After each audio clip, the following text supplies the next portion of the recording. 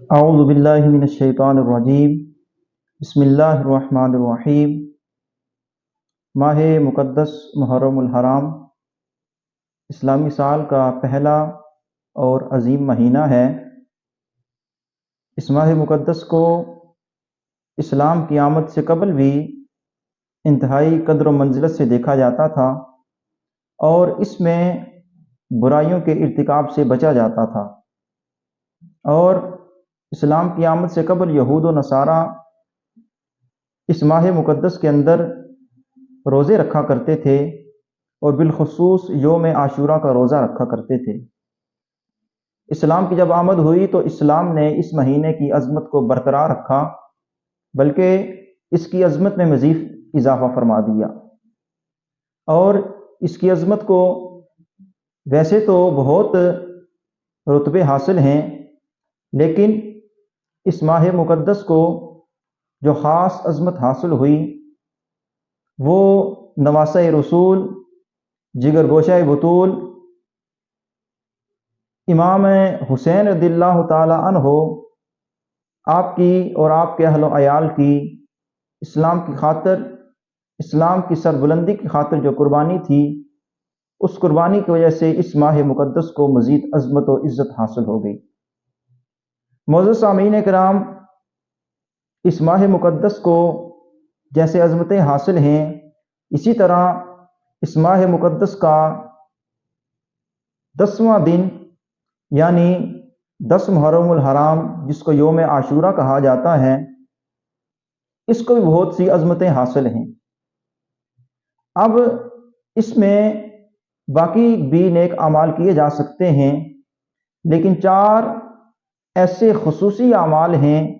جن کی طرف اسلام ہمیں دعوت دیتا ہے، اور احادیث نبویہ کے اندر جن کی ہمیں تعلیم دی جاتی ہے۔ ایسے کئی اعمال ہیں، لیکن بالخصوص آج 4 ایسے اعمال کا ذکر کیا جائے گا جن پر عمل کرنا ایک مسلمان کے لیے مفید ثابت ہو سکتا ہے۔ ان میں سب سے پہلا عمل 10 محرم الحرام کو روزہ رکھنا، اور اس روزے کی فضیلت کے بارے میں صحیح مسلم شریف کے اندر حدیث پاک موجود ہے۔ یہی حدیث مبارکہ جامع ترمذی شریف کے اندر بھی موجود ہے۔ حضرت سیدنا ابو قتادہ رضی اللہ تعالیٰ عنہ روایت کرتے ہیں، حضور نبی رحمت علیہ الصلاۃ والسلام نے ارشاد فرمایا، جو شخص یوم عاشورہ یعنی 10 محرم الحرام کا روزہ رکھے گا، اس کی برکت سے اللہ پاک اس کے سابقہ 1 سال کے گناہ معاف فرما دے گا۔ اور پھر یوم عاشورہ کے روزے کے حوالے سے حضور علیہ الصلاۃ والسلام کا عمل پاک بھی ہمارے سامنے ہے۔ صحابہ بھی روزہ رکھا کرتے تھے، اور پھر ہمارے لیے اس میں تعلیم یہ ہے، صحابہ نے عرض کی، یا رسول اللہ صلی اللہ علیہ وسلم، یوم عاشورہ کو یہود و نصارہ بھی روزہ رکھتے ہیں، تو حضور نے حکم ارشاد فرمایا کہ اب سے ہم 10 محرم الحرام کے ساتھ 1 دن اور اضافہ کریں گے، یعنی 9 محرم الحرام یا 7-11 محرم الحرام کا روزہ رکھیں گے۔ تو سب سے پہلا عمل ہمارے لیے جو تعلیم ہے، تعلیم نبوی ہے، وہ یہ ہے کہ اس یوم عاشورہ کے دن 10 محرم الحرام کا روزہ رکھا جائے، اور ساتھ ہی ساتھ 9 محرم الحرام یا 11 محرم الحرام کا روزہ بھی رکھا جائے۔ تو یہ روزہ رکھنے کی وجہ سے اللہ پاک بندے کے سابقہ 1 سال کے گناہ معاف فرما دے گا۔ دوسرا عمل جو خصوصیت کے ساتھ اس دن ہمیں کرنا چاہیے، وہ ایک عمل پاک ہے،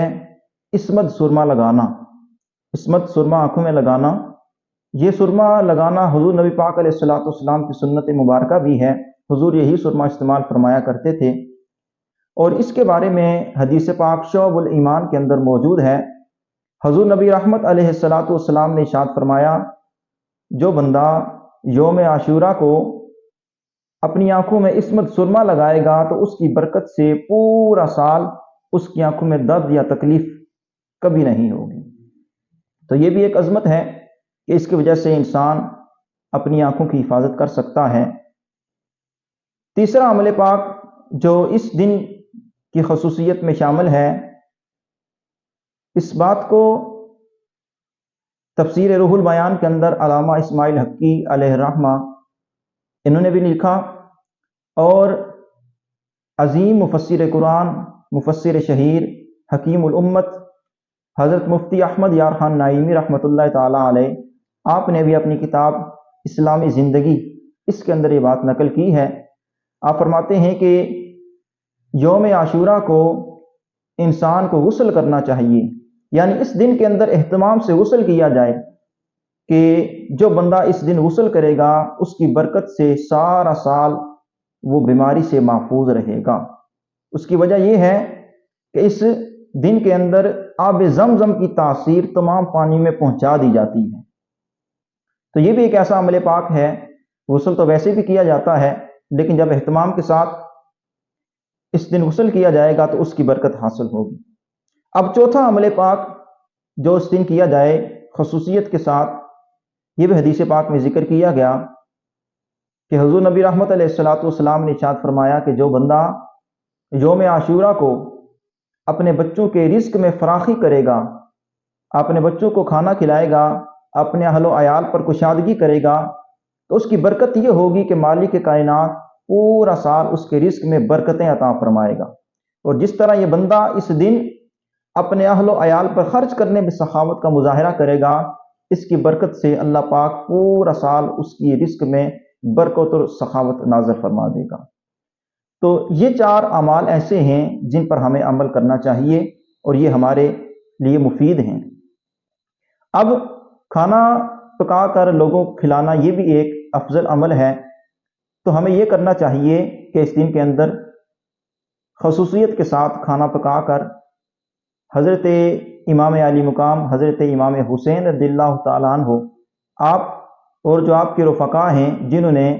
اسلام کی سربلندی کی خاطر اپنی جانوں کا نذرانہ پیش کیا، ان کے ایصال ثواب کا اہتمام کریں۔ اور اس کی برکت یہ ہوگی کہ ایک تو ہمارے رزق میں کشادگی بھی ہوگی اور اس کی وجہ سے ایصال ثواب کا معاملہ بھی ہو جائے گا،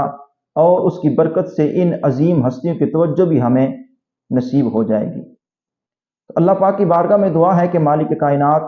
ہمیں یوم عاشورہ کی عظمت کو سمجھنے کی توفیق عطا فرمائے اور اعمال صالحہ کی توفیق عطا فرمائے۔ وما علیہ الا البلاغ المبین۔